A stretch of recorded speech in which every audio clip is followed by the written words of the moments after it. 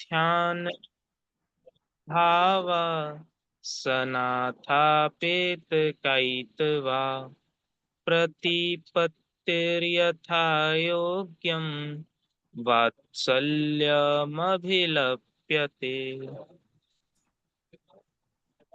अज्ञानतिमिरव्याप्तिम् अपाकृत्य यथा यथं जिनशासन्माहात्म्य प्रकाशः स्यात् प्रभावना। तावदञ्जनचौरङ्गे ततोऽनन्तमतिः स्मृता उद्दायनस्तृतीयेऽपि तुर्ये रेवतीमता। ततो जिनेन्द्रभक्तोऽन्यो वारिषेणस्ततः परः विष्णुश्च वज्रनामा च शेषयोर्लक्ष्यतां गतौ। बस बहुत सुंदर, अच्छा लगा मुझे। आप लोग खुद से इनिशिएट करके ऐसे पाठ करते हैं। जब तक क्लास चालू है तब तक एक बार स्क्रीन शेयर ऑफ कर दीजिए। 8 मध वाला जो टॉपिक हम लोग ले रहे थे, कॉपी कर दीजिए स्क्रीन, मतलब अभी शेयर नहीं करना है। तो 8 मध वाला टॉपिक में हमने नाम जो हमारा लास्ट क्लास में आए थे वो हमने देख लिए थे, और मैंने आपसे कहा था अब जो हमारी नेक्स्ट क्लास होगी उसमें हम लोग क्या करेंगे, 8 मदों की चर्चा। अभी सिर्फ नाम यहाँ पर आया, संस्कृत के माध्यम से हमने देख ली, लेकिन एक्चुअल में सदाशिव दास जी ने अपने हिंदी टीका में क्या किया है, इसको पूरा स्पष्ट किया है 8 मदों का स्वरूप क्या होता है। क्योंकि 8 मदों का स्वरूप क्या है, उनकी डेस्क्रिप्शन हमने हमारे अकॉर्डिंग आप लोगों से मैंने लास्ट क्लास में पूछा था, और आपकी आप, वॉइस बहुत लो है। हाँ, तो आप लोगों ने अपने अपने अकॉर्डिंग लास्ट क्लास में बताया था कि 8 मद क्या होता है, कैसा होता है। अब एक्चुअल में वो 8 मद का स्वरूप कैसा है और सदा सुखदास जी उसको कैसा बता रहे हैं, ये हम आज देखते हैं।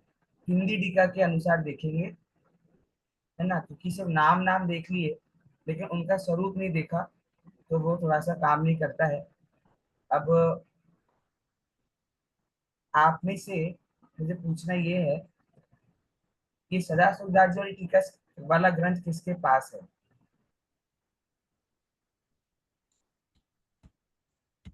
मैं शेयर मेरे करता हूँ यहाँ पास से। है सर, सदा उसमें मुझे सुखदास आप जी। एक बार पेज नंबर बता दीजिए जो हमने पढ़ा था लास्ट क्लास में, श्लोक नंबर 25। तो उस बुक में हिंदी वाले ग्रंथ में क्या पेज नंबर है 25वें श्लोक का, वो मैं यहाँ से शेयर करके निकाल देता हूँ, फिर वो हम पढ़ लेंगे यहाँ से।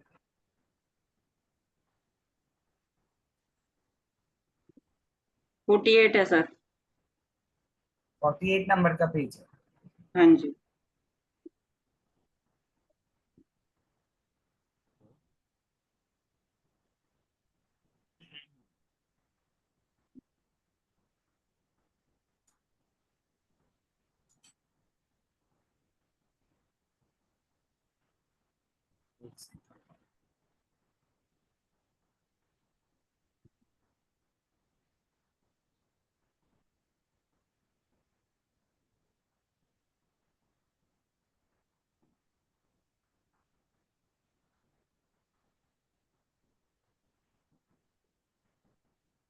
मैं निकाल रहा सबसे नीचे श्लोक है सर इस पे। हूँ। ओके, इसमें ये वाला श्लोक भी है। हाँ, अच्छा, 24 बीच में ठीक है, है, 25th श्लोक सबसे ठीक है। नीचे है इसमें। उसके पहले वो श्वेतांबर मत समालोचना वाला जो मैंने आपको बोला था, उसकी हाँ जी। प्रिपरेशन अभी अच्छा आप लोगों ने किया, जो मैंने लास्ट टाइम ग्रुप पे देखा, खुद से इनिशिएट करके आप लोग वो कर रहे हो, ठीक है, वो मुझे अच्छा लगा। ऐसे ट्राई कर लिया करिए इस टाइम पे, भले इसी लिंक पे आप लोग बस ज्वाइन। सर इसमें कंफ्यूजन है काफी कुछ, जो क्या कहते हैं मत दोनों मतों में दिया हुआ, उसमें कोई एक मतलब जैसे तारतम्यता में हमें कहीं कहीं पर लैक सा लगता है कि ऐसा कैसे हो सकता है। देखिए, जिस पे आप कॉन्फिडेंस फील नहीं कर रहे हैं, जिस तर्क में, वो तर्क आप प्रस्तुति मत करो, क्योंकि आप खुद ही उसमें कॉन्फिडेंट नहीं हो, तो आप दूसरों को कैसे वो समझाओगे, राइट। तो तो वो आप रहने दो। इसके अलावा जो बाकी आपको लग रहा है कि ये क्या बहुत अच्छा तर्क है, वो वाला तर्क आप लोग प्रस्तुत करो, तो फिर उसमें मजा आएगा।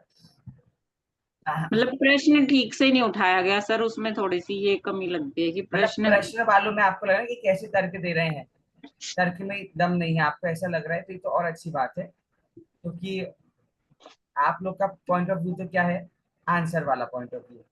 अब वो उनकी प्रॉब्लम है, जो तर्क प्रस्तुत करेंगे वो इसको कैसे अच्छा बनाएंगे, वो उनको उस बारे में सोचना है। चलिए, मैंने यहाँ पर स्क्रीन शेयर कर दी है, और आप लोग के सामने आ रहा है हिंदी टीका, सदा सुखदास जी की टीका जो है।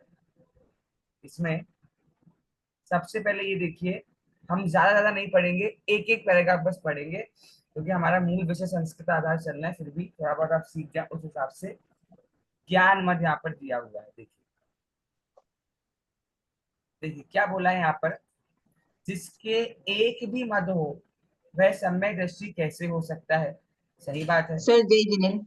जैसे हो जाए, क्योंकि हमने पहले बोला 8 अंग है, अगर एक भी अंग नहीं है तो सम्यक दृष्टि नहीं है। इसका मतलब अगर एक भी मद है तो भी सम्यक दृष्टि हो सकता है क्या, नहीं हो सकता। मतलब आपको पालन भी 8 अंग का करना पड़ेगा, और मद में भी 8 मद का नाश करना पड़ेगा। सम्यक दृष्टि का सच्चा चिंतन है। क्या चिंतन है, सम्यक दृष्टि क्या सोचता है, हे आत्मा तूने तो इंद्रियों से उत्पन्न हुआ ज्ञान पाया है, इसका गर्व क्यों करता है। लो, एक बार में खत्म कर दिया।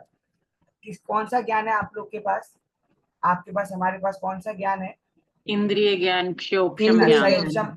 जिस क्षयोक्षम ज्ञान क्षयोक्षम की हम ज्ञान। चर्चा कर रहे थे, आप लोग ने, काफी लोगों ने आंसर भी दिया था कि भैया हम क्षयोक्षम ज्ञानी है, हमने इतने सारे सारे ग्रंथ पढ़ लिए, हमको ये आता है, हमको वो आता है। तो यहाँ पर वही क्वेश्चन खड़ा कर रहे हैं, भैया तुम जो चीज का खुद का ठिकाना नहीं है, जो इंद्रिय ज्ञान खुद कल तुच्छ होने वाली है, वो खुद ही इंद्रिय ज्ञान से आपको ज्ञान मिला है, उस पर आप गर्व कर रहे हो। मतलब जैसे आपका कोई साथी हो, और आप उस साथी पर गर्व कर रहे हो कि मैं तो इसके साथ आया हूँ, तो मेरा कोई कुछ नहीं बिगाड़ सकता, और उसके खुद के मरने के दिन चल रहे हैं, वो आपको कैसे बचाएगा। किसी को इंद्रिय ज्ञान खुद ही तुच्छ है अपने आप में, वो खुद ही कुछ नहीं जान पा रही है, और उसके माध्यम से जो आपको ज्ञान है उसमें क्या गर्व करना। ठीक है, यह ज्ञान तो ज्ञानावरण कर्म के संयोक्षम के अधीन है। जो हमको ज्ञान मिला है ना, वो ज्ञान केवल ज्ञान तो है नहीं, जो जानना हो, जब जानना हो, जैसे जानना हो जान लो, अपने घर की खेती तो वो है नहीं, राइट। कौन सा ज्ञान है, ज्ञानावरण। अब जिस पहली बात, जो ज्ञान हमें खुद एक कर्म से मिला है, कर्म क्या है, जीव की पुद्गल, कर्म क्या है, उद्गल। पुद्गल। पुद्गल। पुद्गल तो जो कार्बन ज्ञान वर्णन। हमको पुद्गल से मिल रहा है, मतलब इस जीव के इतने बुरे दिन आ गए हैं कि पुद्गल से अपने आप को प्राउड फील करवा रहे हैं। कभी ये एंगल आपने सोचा, ज्ञान भी पुद्गल हो सकता है, ये एंगल हमने कभी सोचा नहीं। सदा सुखदास जी ने हमारे सामने प्रस्तुत किया, भैया तुम्हारे पास जो इंद्रिय वाला ज्ञान है वो क्षयोक्षम ज्ञान है। वो क्षयोक्षम ज्ञान ज्ञानावरण कर्म के कारण मिला है, कर्म के कारण। और वे ज्ञानावरण कर्म खुद अपने आप में कर्म है। कर्म को हम बुरा बोलते हैं, कर्म का हमको नाश करना है, कर्म को छोड़ना है। जिस चीज को आपको छोड़ना है उस पर आप गर्व करोगे क्या, जिस चीज का आपको नाश करना है उस पर गर्व करोगे क्या, नहीं नहीं। करोगे। आगे, ये ज्ञान तो विनाशिक है, इंद्रियों के अधीन है, वात पित्त कफ आदि के अधीन है। ये क्या बोल दिया इन्होंने, वात पित्त कफ आदि के अधीन है, मैंने बोला ना। ये हाँ बोलिए। बिगड़ जाते हैं तो याददाश्त चली जाती है हमारी। ये शरीर, अच्छा, इसका बैलेंस इससे ही चलता है। हाँ मतलब उन्होंने क्या किया है, उद्गल को कंपेयर करा ना ज्ञान से। जो शरीर है, शरीर उद्गल है, तो शरीर में क्या होता है, बीमारियां हो जाती हैं अलग अलग, कफ हो जाता है। अब इन्होंने कफ लिया है, वात पित्त आदि से बीमारियां हैं, उद्गल की जो डिसीजेज है। वो कहना चाह रहे हैं इस एंगल पे, मेरे हिसाब से सरस्वती जी हमको ले जा रहे हैं कि भैया कल को तुम्हें कोई बीमारी हो गई, क्या कर लेगा आपका ज्ञान। आप बोल नहीं पा रहे, मानो खूब ज्ञान है, आप अच्छा हजारों हजारों लोगों के सामने आप व्याख्यान करते हो, प्रवचन करते हो, अब आपकी आवाज गई, क्या काम का है आपका वो ज्ञान। मतलब काम का है खुद के कल्याण में, लेकिन जिस चीज के लिए आप गर्व, बात ज्ञान की नहीं है यहाँ पर, देखो बात ज्ञान मद की है। उस पर जो आप गर्व कर रहे हो, ज्ञान में प्रॉब्लम नहीं है, वो ज्ञान के ऊपर गर्व करना, वो ज्ञान के ऊपर मद करना, प्रॉब्लम उसकी है। तो तुम्हें जिस बात का गर्व जाना कि मुझमें इतना ज्ञान है, मैंने इतने शास्त्र पढ़ लिए, आ जाओ मैदान में जो आ सके, अब मैं पछाड़ता हूँ, लो भैया तुम्हारी आवाज चली गई, अब बोलो, तो वो मद आपका वहीं का वहीं रह जाएगा। हर कोई समंतबद्ध आचार्य तो होता नहीं है। तो समंतबद्ध आचार्य बोल रहे ना कि जिसमें दम हो वो आके मुझसे शास्त्रार्थ कर ले। हर कोई तो भैया हम तो छोटे लोग हैं, ठीक है, तो ऐसी बात यहाँ पर की गई है। इसके नष्ट होने में अधिक देर नहीं लगती है, क्यों इसका गर्व करते हो। इंद्रियों के नष्ट होते ही ज्ञान भी नष्ट हो जाता है। भैया जीव के पास एक ढंग की चीज है, वो है ज्ञान। अब वो ज्ञान भी किसी और पर निर्भर है कि भैया जब तक इंद्रियां तब तक ज्ञान है, इंद्रिया खत्म, ज्ञान खत्म। तो आप जिस चीज पर गर्व कर रहे हो वो खुद किसी और पे डिपेंडेंट है, तो वो कैसे काम करेगी। तो यहाँ पर यही बोला, इंद्रियों के नष्ट होते ही ज्ञान भी नष्ट हो जाता है। वात पित्त कफ आदि घटने बढ़ने पर क्षण मात्र में ही ज्ञान विपरीत हो जाता है। बावला, क्या शब्द का प्रयोग किया यहाँ पर, क्या शब्द का प्रयोग है, बावला। क्या होता है बावला, पागल के जैसा। है ना। पागल को कुछ ख्याल नहीं होता है, पत्नी को माता कहता है, माता को पत्नी कहता है, कोई भी हरकतें करता है, सड़क पे घूमता है, मतलब जो लोक में निंदनीय कार्य है ऐसे कार्य वो करता है। वैसे ही कार्य जो जी अपने आप के इंद्रिय ज्ञान पे, मतलब एक प्रकार से समझो, आचार्य देव या पंडित जी हम पे हंस रहे हैं, कैसा जीव है, ठीक है, इसको इंद्रियों से ज्ञान मिला है, उस पर घमंड कर रहा है। अरे इंद्रियों का ठिकाना नहीं है और तुम ज्ञान का पे गर्व कर रहे हो। आपने वो वाला भजन सुना है, आया कहाँ से कहाँ है जाना, उसमें एक पंक्ति है, एक दिन तेरा गोरा तनिए माटी में मिल मैं मिल जाएगा। जाएगा। ठीक है, हम सबको एक दिन उस माटी, उस मिट्टी में मिलना है, उस इंद्रियों को मिट्टी में मिलना है। हम मिल गए मिट्टी में, हमारा ज्ञान का ज्ञान मिल गया मिट्टी में। इसलिए ज्ञान का मद करने से क्या होगा, ज्ञान का मद करके आत्मा को अनंत संसारी नहीं बनाओ। आपको दिक्कत है, कर लो ज्ञान का गर्व, जितना हो सके उतना ज्ञान का गर्व कर लो। एंड में क्या होगा, आप खुद ही संसारी कहलाओगे। ठीक है, इस प्रकार ज्ञान के मद का अभाव करने का उपदेश यहाँ पर दिया गया है। क्लियर हो गया ज्ञान मद। ओके, नेक्स्ट इज पूजा मद। क्या होता है भैया पूजा मद, देखिए यह दूसरा पूज्यता का मद, ऐश्वर्य का मद सम्यक दृष्टि नहीं करता है। पूज्यता का मतलब यहाँ पर समझ आ रहा है इतनी पंक्ति से कि वो जो जीव चाहता है कि उसको अन्य लोग पूजें, उसको अन्य लोग महान माने, सारी दुनिया उसकी सेवा करे, ऐसा मत होता है पूज्यता का मत। इसमें जो हमने थोड़े एंगल लगाए थे लास्ट क्लास में उतने प्रॉपर नहीं बैठ रहे थे। प्रॉपर तो इसका अर्थ यही है कि भैया जो जीव ऐश्वर्य का मत करता है, देखो क्या है, जो आप कौन चाहता है बताओ जगत में कि उसकी पूजा की जाए, आप बताइए कौन व्यक्ति सर चाहता है। हाँ, ऐश्वर्य ने प्रभुता ले सकते ना। मतलब प्रभु तो ठीक है, ऐश्वर्य आप ले लो उसमें, हाँ, लेकिन मेरा प्रश्न है जगत में ऐसा कौन सा जीव है जो ये चाहता है कि उसको पूजा जाए। जो ये समझता है कि मैं औरों से श्रेष्ठ हूँ, संपन्न हूँ। जो अपने किसके, आप को, किस जो मान अपेक्षा, करता है, जो मानी किस चीज हमेशा का, पुजवाना चाहता है। आज के टाइम के अकॉर्डिंग बोलो एक आंसर, किस चीज का मान, किस चीज का ऐश्वर्य। जो पूजा करता है तो उसको अपना मान होता है कि मुझे, कौन है मैं आज, पुजारी बन गया तो सब मुझे पूजे, मैं बड़ा हो गया। आज के टाइम में सबसे बड़ा ऐश्वर्य मतलब है पैसा, धन।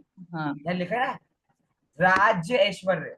ये राज्य ऐश्वर्य मतलब क्या है, राज्य ऐश्वर्य मतलब क्या होता है, पैसा, धन, हाँ। दौलत।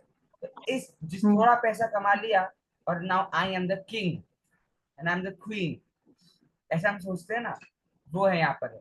तो कह रहे हैं भैया तुम पैसों पे घमंड कर रहे हो, तुम्हारा है ही नहीं। क्या बोला, आत्मा का स्वभाव नहीं है।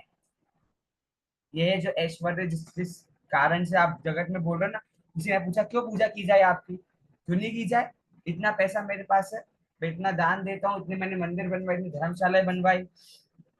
नियम सार में जब चर्चा चलती है इसकी तो वहां पर पंक्ति आती है कि इतनी धर्मशालाएं क्यों बनवाई, मुझे पंक्ति एग्जैक्ट याद नहीं आ रही, चौथे नंबर के अधिकार में वो पंक्ति है, इतनी धर्मशालाएं क्यों बनवाई, इतने मंदिर क्यों बनवाए, अगर अंतरंग में परिणति उतनी शुद्ध नहीं है तो कोई मतलब नहीं है। क्यों मतलब नहीं है? भैया तुम्हारा पैसा क्या है, कर्मों का किया है, तुम्हारे हाथ में थोड़ी ना है।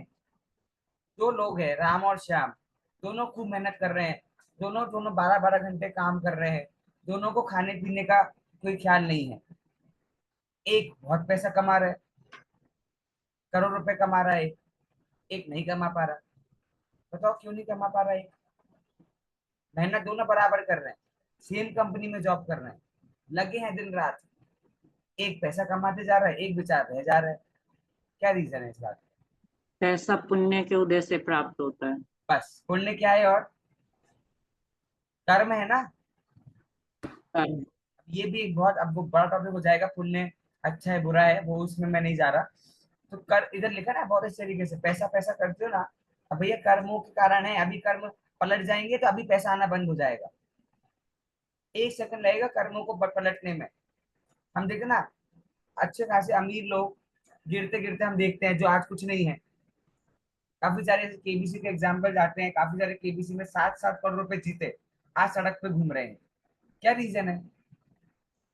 किसी हम कहते हैं ना, किसी जमाने में ये आदमी बंगले का मालिक था, इतना पैसा था, आज कहीं नहीं है। ऐसे कैसे पॉसिबल है?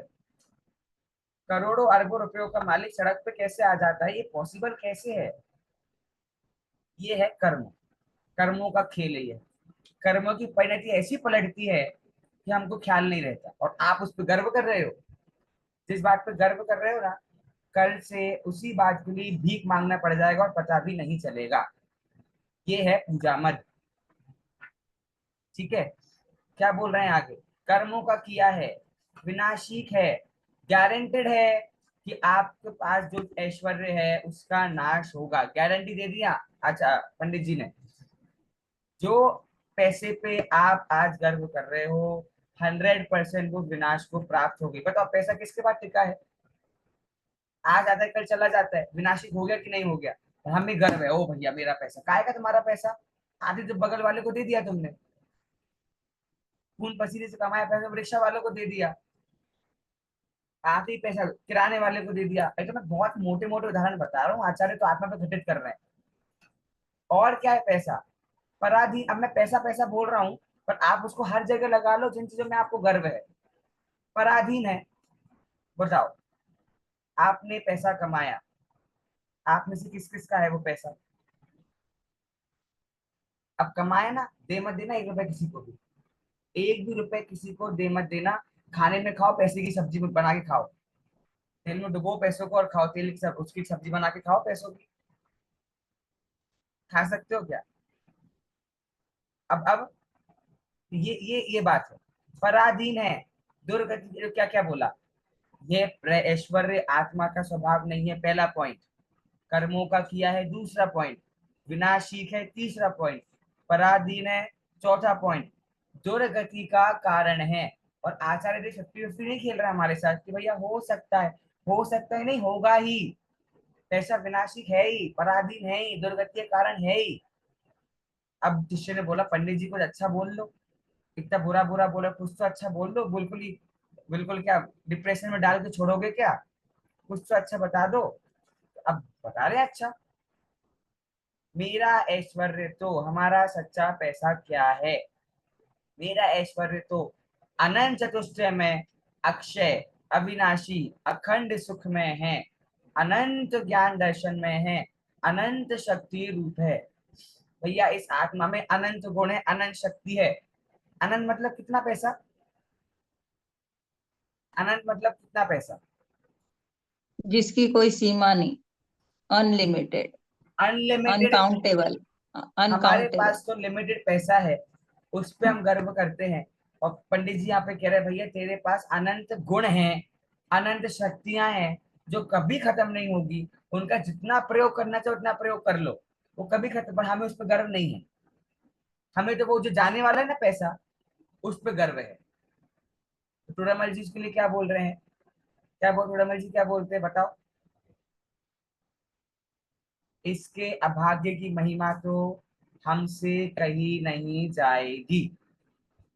आगे देखो, यह कर्मकृत महा उपाधि रूप आत्मा को क्लेशित करके दुर्गति में पहुंचाने वाला, स्वरूप को भुलाने वाला ऐश्वर्य आत्मा का स्वरूप नहीं है।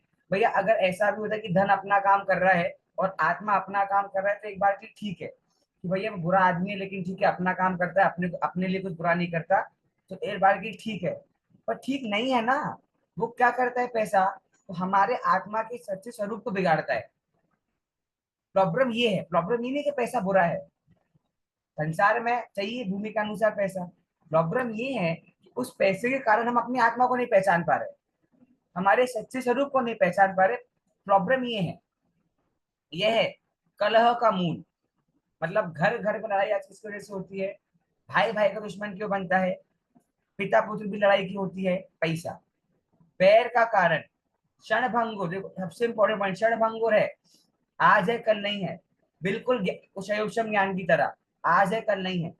परमात्म स्वरूप को भुलाने वाला, सबसे इंपॉर्टेंट, अपनी आत्मा को भुला देता है। महादाह, दाह मतलब अग्नि, और उस जो वॉल्केनो होता है ना, वॉल्केनो, उसमें एक बार हाथ डाल के देखो ना कैसा फील होता है। एक बार तो डाल सकते हैं ना हाथ, आग में एक बार तो हाथ डालो ना। क्यों? एक्सपीरियंस। यहाँ वही कह रहे हैं, जो पैसा है ना, महादाह है। ये ऐश्वर्य रूपी अग्नि जलेगी और उसमें हाथ जाएगा तो बच के आएगा नहीं। जो स्वरूप है अनेक जीवों का घातक है, महाआरंभ, महापरिग्रह में अंधा करके अच्छी खासी हालत में नहीं भेजेगा नरक की, बड़े टिप टॉप करके सूट बूट पहना के नरक नहीं भेजेगा। नरक में एंट्री कैसे करवाएगा? महाआरंभ। क्या होता है आरंभ, मतलब क्या होता है? बताओ बताओ, आरंभ मतलब क्या होता है? किसी भी लौकिक कार्य की शुरुआत करना। चलो, एक तो मीना जी ने बोला प्रमाद, पूनम जी आपने क्या बोला? किसी भी लौकिक कार्य की शुरुआत करने हाँ, संध्या जी आप बोल रहे कुछ? हाँ, शरीर से जो मतलब ममत्व रखते हैं, उसके लिए जो सब चीज वस्तुएं इकट्ठी करना। बेसिक बात बेसिक बात इतनी है, एक सेकेंड।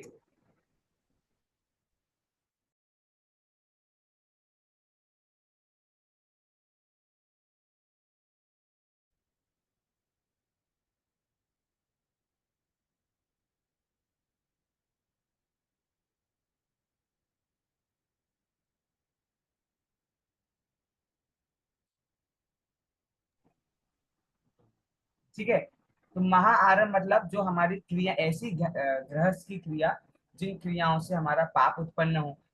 महापरिग्रह, अभी बहुआरंभ बहुपरिग्रह आपने पढ़ा है तत्वा सूत्र में। बहुआरंभ बहुपरिग्रह कौन सी गति में ले जाता है? नरक गति। नरक, नरक में। तो ये परिग्रह, ये ऐश्वर्य की बात कर रही है। और सुंदर बात तो ये है, सरस्वती जी मेरे क्यों फेवरेट है, देखो उनने ये नहीं लिखा महाआरंभ महापरिग्रह से नरक में पहुंचाता है, ये तो पता है हमको। क्या वर्ड यूज किया उन्होंने? अंधा करके। अंधा करके छोड़ेगा हमको, मतलब हमको पता भी नहीं रहेगा हम क्या कर रहे हैं, और अंधा करके हमको कहाँ पहुंचा देगा? नरक में पहुंचा देगा। इस ऐश्वर्य से मैं कितने दिन, ये देखो बहुत अच्छा उदाहरण है, इस ऐश्वर्य से मैं कितने दिन पूज्य रहूंगा। रुडमल जी ने सम्य ज्ञान चंद्रिका में बहुत सुंदर उदाहरण दिया है। वो कहते हैं कि आज के समय में शादियों का बहुत चलन है, तो लोग क्या मानते हैं, जितनी बड़ी शादी होगी उतना बड़ा मेरा नाम होगा। तो लोग, कितने लोग अग्री करते हैं मेरी बात से? इतनी बड़ी शादी होगी उतना बड़ा नाम होगा, लोग बात करेंगे शादी हो तो ऐसी वरना ना हो। मुझे बताओ कितने दिन याद रखेंगे आपकी शादी लोग? 1 महीना, कितने दिन दो याद महीना, दो रखेंगे? दिन, 10 दिन। अच्छा, दूसरा क्वेश्चन, क्या गारंटी है कि आपने इतना पैसा खर्च करके शादी में, शादी का उदाहरण ले रहा हूँ डमल जी ने जो दिया है, क्या गारंटी कि आपने जो शादी करवाई इतने पैसा लेकर के, उसकी जितने लोग आए सब तारीफ ही करेंगे? मान लो आपने 100 लोगों को, 200 लोगों को बुलाया, वो 100 दूसरे लोग को पसंद ही आ जाए, वाह क्या शादी है, क्या गारंटी है इस बात की? नहीं, कोई कोई गारंटी गारंटी नहीं है, किसी नहीं को है। पसंद भी है, किसी को नहीं भी है। लेकिन एक बार अक्षय अविनाशी अखंड सुख में आत्मा को पहचान लिया तो इस बात की गारंटी है कि सिर्फ सुख ही सुख होगा। और इतना पागल, पागल मेरा वर्ड नहीं है हाँ, मैं तो पागल बोल रहा हूँ। पंडित जी ने तो क्या बोला, बावला। इतना बावला ये जीव हो गया है, इसको पता है कि भैया ये जाने वाला है और ये नहीं जाने वाला, ये सुख में है, लेकिन उसको ये देखता नहीं है। और क्षण भर में जो नष्ट होने वाला है, क्षण भर में जो नष्ट होने वाला पैसा है, ऐश्वर्य, मैं पैसा शब्द मैंने समझाने के लिए बोला, बट पूजा मत में आपको क्या याद रखना है, ऐश्वर्य। उस ऐश्वर्य के पीछे लगा हुआ है, पागल हुए जा रहा है, और उसके कारण से अपने अविनाशी आत्मा को पहचान नहीं रहा है। इसका नाम क्या है, पूजा मत। समझ आया? ज्ञान मत, पूजा मत, समझ आ गया? ठीक है। अगला मत क्या है, कुल मत। ठीक है, क्या बोल रहे हैं देखिए, कुल मत में अब यह सिद्ध करते हैं कि सम्यक दृष्टि को कुल का मद नहीं होता है। जगत में पिता के वंश को कुल कहते हैं, ठीक है, कॉमन सी बात है, पिता का जो वंश है वो हमारा वंश होता है, उसे कुल कहते हैं। सम्यक दृष्टि भी, देखो कितनी सुंदर भाषा है, बार बार लिख रहे हैं सरस्वती जी, सम्यक दृष्टि विचारता है। क्या है, हर जगह हम बोलते हैं सम्यक दृष्टि का चिंतन ऐसा होता है वैसा होता है, लेकिन आगम प्रमाण तो लाओ कि कैसा चिंतन होता है। तो अब आप लोग बता सकते हो सम्यक दृष्टि क्या सोचता है इस बारे में। सदा सुजात जी ने बहुत सुंदर विवेचन किया है इसमें, हाँ, टीका में अपने 8 मद के प्रकरण में। तो देखिए यहाँ पर क्या बोल रहे हैं, कुल मत में सम्यक दृष्टि विचारता है, मेरा आत्मा किसी के द्वारा उत्पन्न नहीं किया गया, खत्म, एक लाइन में खत्म। हमें किस बात का गर्व है, जानते हो मेरे बाप कौन है? सुना होगा डायलॉग आपने ये, इस एमएलए का बेटा हूँ, इस करोड़पति का बेटा हूँ, इसका। आपको पता है दादा उदाहरण देते हैं, करोड़पति रिक्शा वाला, एक रिक्शा वाला है और उसके पिता ने उसके नाम पे करोड़ रुपए करे थे और उनकी मृत्यु हो गई। उसके बैंक में करोड़ों रुपए हैं, लेकिन वो क्या चला रहा है, रिक्शा। क्यों, क्यों रिक्शा चला रहा है वो? क्योंकि उसको पता नहीं है कि उसके अकाउंट में करोड़ों रुपए हैं। वैसे ही इस जीव को पता नहीं है कि भैया तुम्हें किसी ने जन्म दिया नहीं है, तुम अनादि अनंत हो, भगवान हो, अक्षय आत्मा हो। नहीं भैया मैं तो इसका बेटा हूँ, मैं तो इसका बेटा हूँ, करोड़पति ये मेरे पिता, ये मेरी माता है, लो मुंह की महिमा देखो। समझ आ रही है बात? यहाँ पर यही बात बोल रहे हैं, मैं तो ज्ञान स्वरूप आत्मा हूँ, उसका कुल होता ही नहीं है, होता ही नहीं है, तुम्हारा कुल है ही नहीं। तुम कहाँ से अपना कुल बना रहे हो? इस जीव का कोई कुल है ही नहीं। ज्ञाता दृष्टा स्वभाव ही मेरा कुल है। क्या कुल है मेरा? ज्ञाता दृष्टा स्वभाव ही मेरा कुल है। मैं अनादि काल से कर्मों का, सॉरी, कर्मों से पराधीन हूँ। क्या बोला, अनादिकाल से मैं कैसा हूँ? मैं अनादिकाल से कर्मों से पराधीन हूँ, मतलब ना मैं कर्म के भरोसे हुआ, वो तो कुछ निमित्त नैमित्तिक संबंध ऐसे बैठ जाते ही कर्म मेरे उदय में आ जाते हैं। इस मनुष्य पर्याय में यदि उत्तम कुल मिला है तो इसका गर्व करना महा अनर्थ है। क्या बोला, मनुष्य पर्याय में उत्तम कुल, क्योंकि भैया अब व्यवहार से संसार में हमारे पिता तो है ही, अब उनका कुल तो कोई ना कोई है। तो कह रहे अच्छी बात है, बहुत अच्छी बात है, आपको कुल मिला, आपको बधाई हो, कॉन्ग्रेचुलेशन। लेकिन आपकी मनुष्य पर्याय का कुल है, इस जीव द्रव्य का, आत्म द्रव्य का वह कुल नास्ति। नास्ति मतलब क्या होता है, नहीं है। ठीक है, तुम कहते हो भैया वो आत्मा अजन्मा है, अजन्मा है, अनादि अनंत है, एक तरफ ये बात बोलते हो, एक तरफ बोलते हो भैया मेरा कुल ये है, मेरी कास्ट ये है।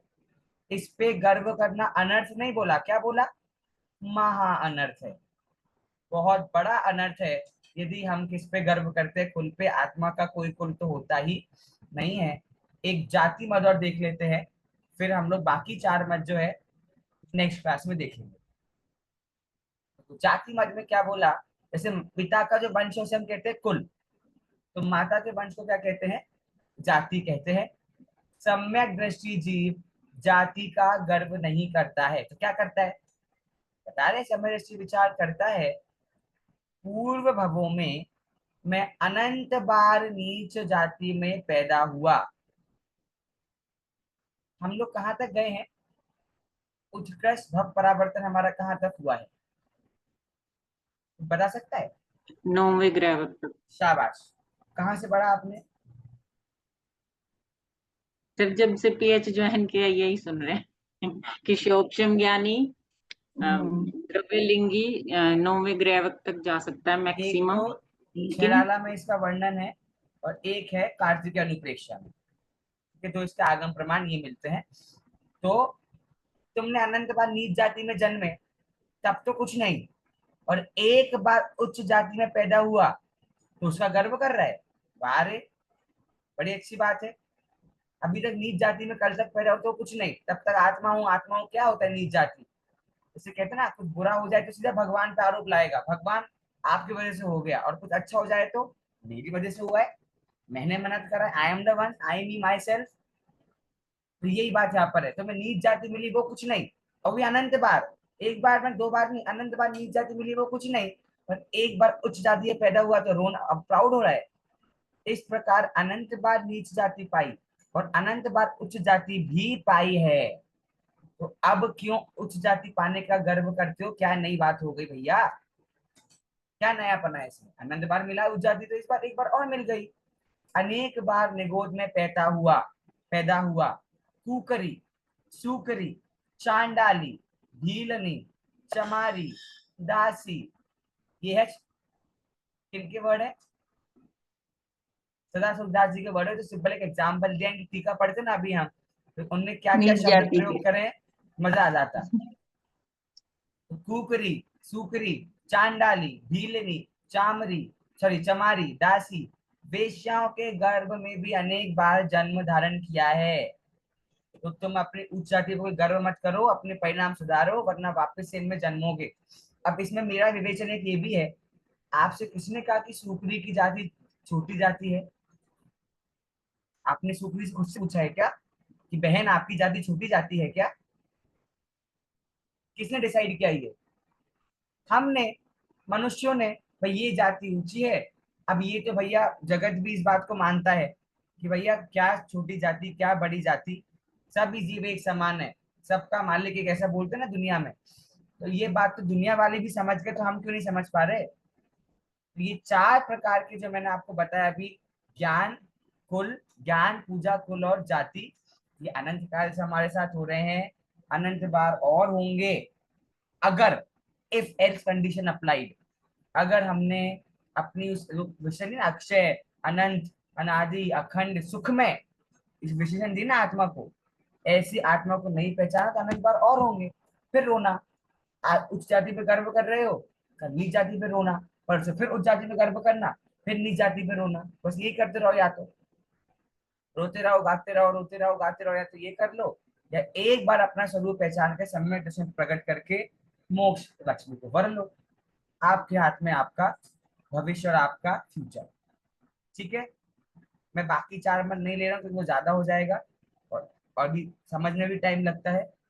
पर आपको समझ आया ना सदा सुखदास जी कितने सुंदर शब्द है उनके, मतलब कितना सुंदर तरीके से विवेचन उन्होंने किया है। इसलिए मैंने कहा एक बार आपको स्वरूप तो पता हो, नाम नाम पढ़ने से क्या होता है, इसलिए हमने देख लिया। नेक्स्ट क्लास में बाकी 4 मदों का स्वरूप और देख करके फिर हम आगे 25-26वें श्लोक की तरफ बढ़ेंगे। कुछ पूछना है किसी को? समझ आ गया ना अच्छे से?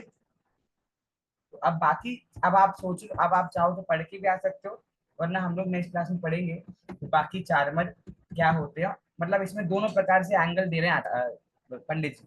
पहला वो बता रहे हैं कि क्या गलत गलत गलत धारणा सोचता है ये जीव, और फिर सम्यक दृष्टि ऐसा विचार नहीं करता, तो फिर वो क्या सोचता है? तो कंपैरिजन है हमारे बीच में, जो ये मद करता है उनके बीच में, और सम्यक दृष्टि जिसने इस मदों का त्याग कर दिया है उसके बीच का ये कंपैरिजन है। ठीक है, एनीथिंग एल्स? हाँ बोलिए मीना जी। सर तुम 21 थी 40 સુધી गाथा गा श्लोक सकते, श्लोक मतलब कर सकते? पढ़ दूं एक बार, पाठ कर दूं ऐसा? Yes please. 21 नंबर क्या? Yeah, 21. We have got till 20. Do okay 21 okay, to 40. अच्छा अच्छा, ओके। तो हम लिसन कर सके। चलिए एक बार पाठ कर लेते, जो 5 श्लोक रह गए उनका, फिर उसके बाद हम लोग क्लास खत्म करेंगे। ओके।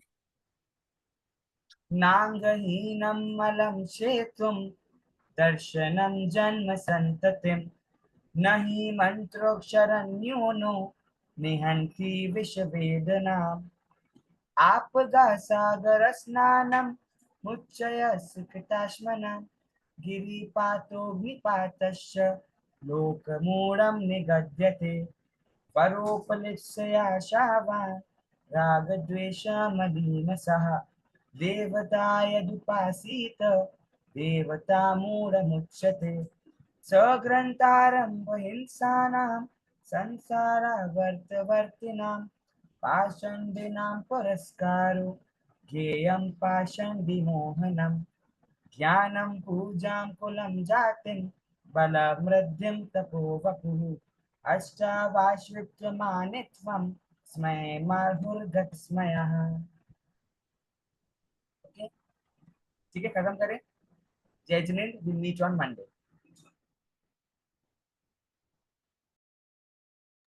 जय जिनेन्द्र सभी को।